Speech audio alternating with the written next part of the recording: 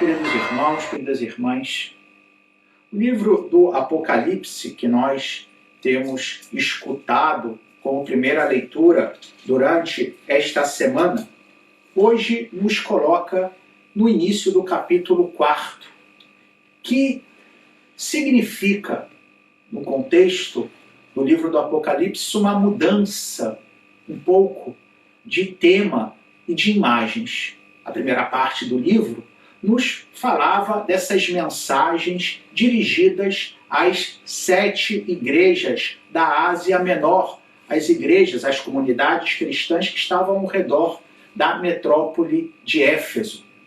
Já no capítulo 4, nós vemos que São João, na sua visão, diz que foi como que transportado diretamente para o céu. E lá tem uma visão do trono de Deus. Uma visão carregada de simbolismos, é evidente. Vimos o trono de Deus, é interessante, que fala-se que tinha alguém sentado no trono, mas não se faz uma descrição de como era essa pessoa. Por exemplo, numa imagem semelhante que podemos encontrar no livro de Daniel, que também fala de uma visão do trono de Deus, disse claramente que quem estava sentado parecia um ancião com barbas, enquanto que São João, na sua descrição, não diz como era essa pessoa sentada no trono, apenas que ele tinha brilho como de pérolas e de pedras preciosas. Com isso, já quer deixar aqui clara a transcendência de Deus, aquele que está para além de toda a representação, aquele que não pode ser reduzido às imagens que nós concebemos na nossa imaginação. Depois, sempre na visão de São João, falava-se desses 24 tronos que estavam ocupados por anciãos, que tinham coroas na sua cabeça, e no meio vimos como haviam esses 4 seres vivos. Quem conhece bem a Bíblia vai reconhecer esses seres vivos que já tinham aparecido no Antigo Testamento, no início do livro do profeta Ezequiel. De fato, no capítulo 1, no versículo 10, já aparece uma descrição muito semelhante desses 4 seres vivos. Mas como interpretar tudo isso?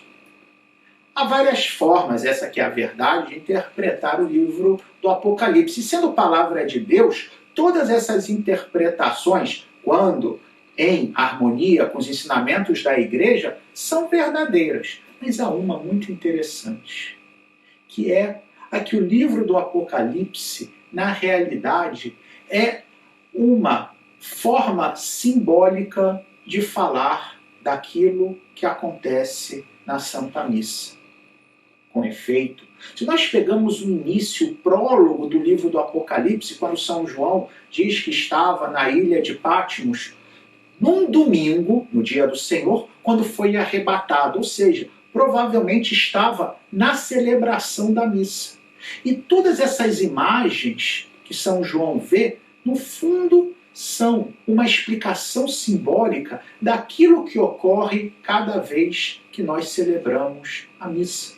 Porque, de fato, queridos irmãos, queridas irmãs, a cada vez que celebramos a missa, o céu se abre. Nós somos transportados para o céu e somos colocados diante do trono do Pai, do Senhor, Deus Todo-Poderoso, Criador do céu e da terra.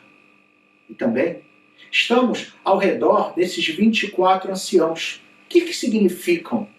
Bom, pensemos nos 12 patriarcas de Israel, que representam a antiga aliança, e os 12 apóstolos, que representam a nova aliança.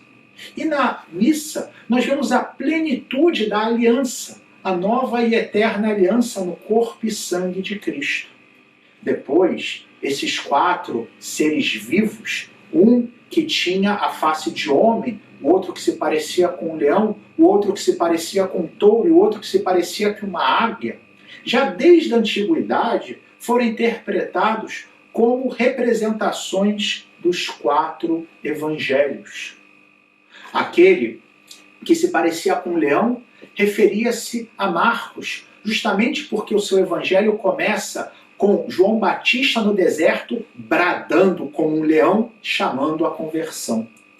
Já aquele com cara de homem se referiria a São Mateus, justamente pelo fato que o Evangelho de São Mateus começa com a genealogia de Jesus, ou seja, a origem de Jesus segundo a carne, segundo a sua humanidade. Já aquele com cara de touro representaria São Lucas, porque o Evangelho de São Lucas começa com uma cena no templo, com Zacarias, que ia oferecer um sacrifício, justamente como se fazia, segundo a lei de Moisés, um sacrifício de touro. E por fim, o que se parecia com uma águia faz referência ao Evangelho de São João, porque é aquele que voa alto, falando da eternidade, começando o seu Evangelho com as palavras: no princípio era a palavra, e a palavra estava com Deus, e a palavra era Deus. Portanto, o que acontece a cada missa? Nós, com a antiga e a nova aliança, conduzidos pelos evangelhos, podemos alcançar o trono de Deus. E somos convidados na missa a justamente nos prostrar, como fizeram aqueles anciãos, adorando o Senhor.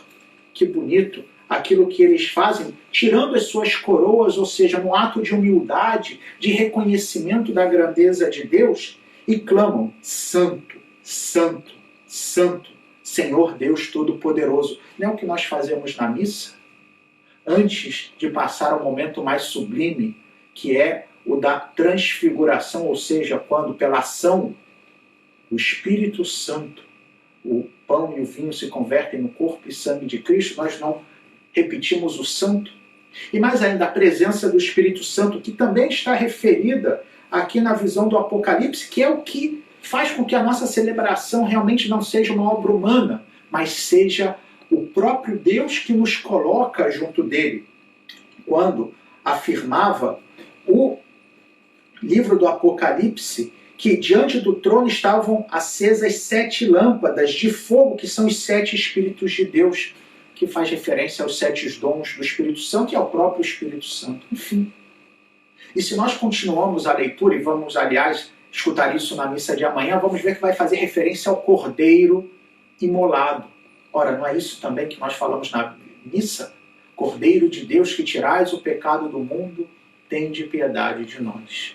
Portanto, o livro do Apocalipse, queridos irmãos, queridas irmãs, longe de ser algo misterioso e terrível, nada mais é do que uma ajuda para que nós nos demos conta da realidade extraordinária, transcendente, sem nada neste mundo com que se possa comparar, que é a celebração da Eucaristia, do sacrifício do corpo e sangue de nosso Senhor. E recebemos essa graça que vale mais do que aquelas 100 moedas que nós vimos no Evangelho de hoje. E, queridos irmãos, queridas irmãs, perguntemos-nos: e o que eu faço com a graça que recebo a cada vez que participo da missa? O que faço com essa vida que o Senhor me renova a cada missa, porque é o próprio corpo do Senhor que eu recebo a sua vida divina? Será que eu faço com que se multiplique o 100 que se converte em mais 100 moedas? Ou em 50?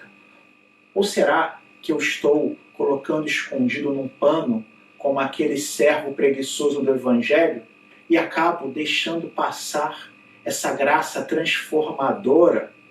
Em certo sentido, a única realidade que é realmente revolucionária, que é a graça que faz com que nós nos convertamos em outros Cristos.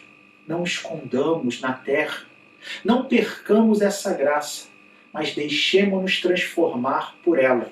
E assim, como também no Salmo 150, o último dos Salmos, hoje nos convidava a fazer, possamos louvar o Senhor Deus no santuário, possamos louvá-lo no alto céu de seu poder, a cada vez que participamos da Santa Missa. Louvado seja nosso Senhor Jesus Cristo, para sempre seja louvado.